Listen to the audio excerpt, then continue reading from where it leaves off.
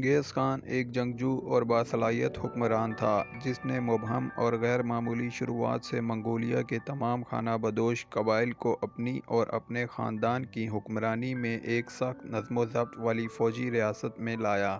اس کے بعد اس نے اپنی توجہ اپنے خانہ بدوش ریاست کی سرحدوں سے باہر آباد لوگوں کی طرف مبذول کرائی اور لوٹ مار اور فتح کی مہمات کا سلسلہ شروع کیا۔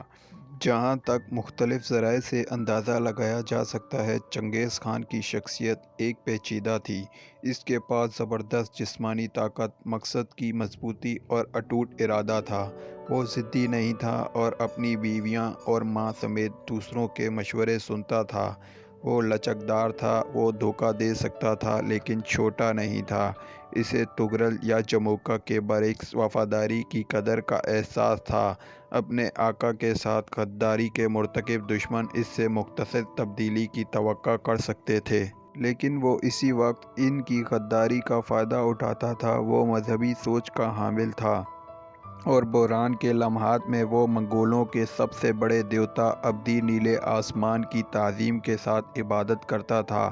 اس کی ابتدائی زندگی کے بارے میں بہت کچھ سچ ہے۔ طاقتور اتحادیوں اور اپنی ایک طاقت کے ساتھ تیموجن نے ایک حکمت عملی کی مدد سے مارکیٹ کو شکست دی، جس کے ذریعے تیموجن باقاعدگی سے مستقبل کی بغاوت کے بیچ ہونے کے لیے تھا۔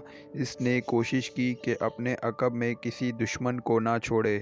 برسوں بعد چین پر حملہ کرنے سے پہلے وہ سب سے پہلے اس بات کو یقینی بنانا چاہتا تھا کہ کوئی خانہ بدوش رہنما اس کی پیٹھ میں چھرا گھونپنے کے لیے زندہ نہ رہے۔ مارکیٹ کی تباہی کے کچھ عرصے بعد اس نے جورکن قبیلے کی شرافت کے ساتھ اسی طرح کا سلوک کیا۔ ان شہزادوں نے قیاس کے طور پر اس کے اتحادیوں نے تاتاریوں کے خلاف اس کی جائیداد کو لوٹنے کے لیے چھاپے میں اس کی غیر موجودگی کا فائدہ اٹھایا۔ تیموجن نے قبیلے کی شرافت کو ختم کر دیا اور عام لوگوں کو اپنا سپاہی اور نوکر بنا لیا۔ جب اس کی طاقت اتنی بڑھ گئی تھی کہ وہ زبردست تاتاریوں کے ساتھ آخری مقابلے کا خطرہ مول لے سکتا ہے تو اس نے پہلے انہیں جنگ میں شکست دی۔ تیموجن کا ارادہ تھا کہ وہ پرانے حریف اشرافیہ میں سے کسی کو بھی زندہ نہیں چھوڑے گا جو مزاحمت کا مرکز ثابت ہو سکتا ہے۔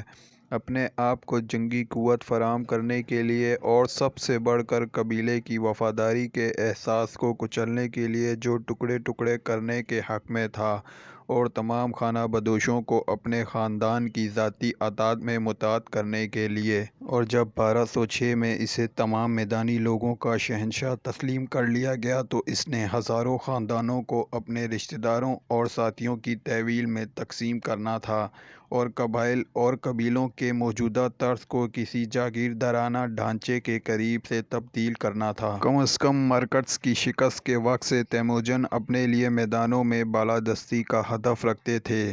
جموکا کے ساتھ نئی دوستی 1.5 سال ہی چل سکی۔ پھر ایک دن جب دونوں دوست مارچ پر تھے، جموکا نے کیمپنگ سائٹ کے انتخاب کے بارے میں ایک پراسرار تبصرہ کیا، جس نے تیموجن کی اہلیہ بورڈ کو یہ مشورہ دینے پر اکسایا کہ اب وقت آ گیا ہے کہ دونوں دوست الگ الگ راستے پر چلیں۔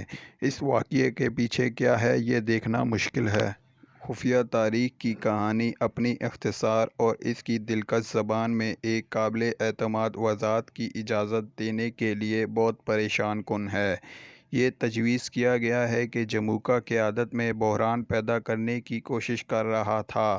اسی طرح یہ بھی ہو سکتا ہے کہ زبان جان بوجھ کر اس حقیقت پر روشنی ڈالنے کے لیے مبہم ہو کر تیموجن اپنے ساتھی کو چھوڑنے والا تھا۔ کسی بھی صورت میں تیموجن نے بورڈ کا مشورہ لیا۔ جموکا کے اپنے بہت سے آدمی اسے چھوڑ چکے تھے۔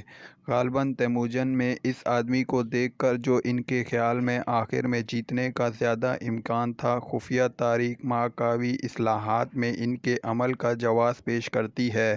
ان میں سے ایک آدمی تیموجن کو ایک خواب بتاتا ہے جو اس پر ظاہر ہوا تھا اور اس کی صرف اس معنی کے طور پر تشریح کی جا سکتی ہے کہ آسمان اور زمین اس بات پر متفق ہو گئے تھے کہ تیموجن کو سلطنت کا مالک ہونا چاہیے۔ قبیلے والوں کو یہ معلوم ہو گیا تھا کہ کیا ہو رہا ہے اور ان میں سے کچھ نے تیموجن کی طرف جانے میں جلدی کی، یہ سمجھتے ہوئے کہ یہ ایک مضبوط رہنما آنے والا ہے اور یہ کہ اس کے لیے جلد اعلان کرنا سمجھداری کی بات ہوگی۔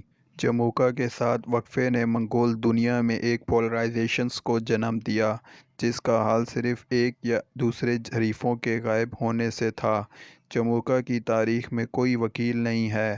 خفیہ تاریخ میں اس کے بارے میں بتانے کے لیے بہت کچھ ہے، ہمیشہ غیر ہمدردی سے نہیں، لیکن یہ بنیادی طور پر تیموجن کے خاندان کی تاریخ ہے اور جموکا دشمن کے طور پر ظاہر ہوتا ہے، اگرچہ کبھی کبھی ہچکچاتا ہے۔ وہ ایک معمہ ہے، شہزادوں کے حریف اتحاد کی قیادت کرنے اور ان کے ذریعے اپنے آپ کو گور خان منتخب کروانے کے لیے شخصیت کی کافی قوت والا آدمی تھا۔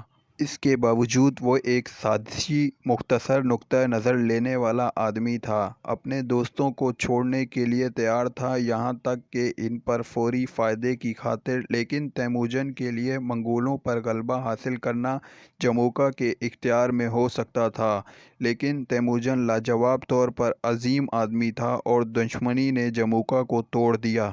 قبیلے کے رہنماؤں نے تیموجن اور جموکا کے ارد گرد گروپ بنانا شروع کیا اور صدی سے چند سال پہلے ان میں سے کچھ نے تیموجن کو منگولوں کا خان بنانے کی تجویز پیش کی۔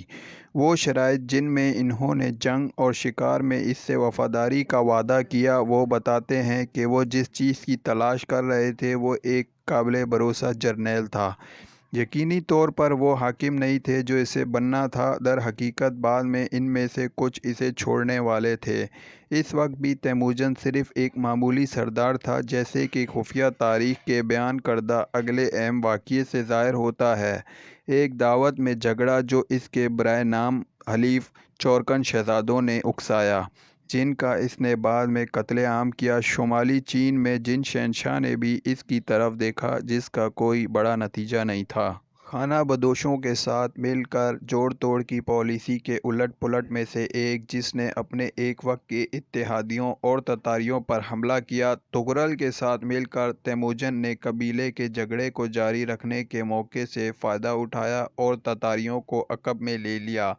جن شہنشاہ نے تغرل کو چینی لقب وانگ یا شہزادے سے نوازا اور تیموجن کو اس سے بھی کم بلندی عطا کی، اور در حقیقت اگلے چند سالوں تک جن کو تیموجن سے ڈرنے کی کوئی بات نہیں تھی، وہ میدان میں اپنی طاقت کو بڑھانے میں پوری طرح مصروف تھا اور چین کے لیے کوئی واضح خطرہ نہیں تھا۔ تیموجن اب منظم طریقے سے تمام حریفوں کو ختم کرنے کے لیے تیار تھا۔ جموکا کی طرف سے بنائے گئے یکے بعد دیگرے اتحاد کو شکست ہوئی، تتاریوں کو ختم کر دیا گیا۔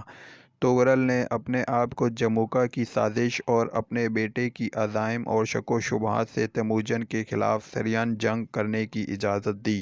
آخر کار مغرب میں نعمان حکمران نے منگولوں کی بڑھتی ہوئی طاقت سے خوفزدہ ہو کر جموکا کی شرکت سے ایک اور اتحاد بنانے کی کوشش کی، لیکن اسے مکمل شکست ہوئی اور وہ اپنی شکست سے ہاتھ دھو بیٹھا۔ ان سب کے بعد دریائے اونون کے کنارے ایک عظیم اسمبلی منعقد ہوئی اور تیموجن کو چنگیز خان قرار دیا گیا۔ اس لقب کا مطلب شاید عالمگیر حکمران تھا۔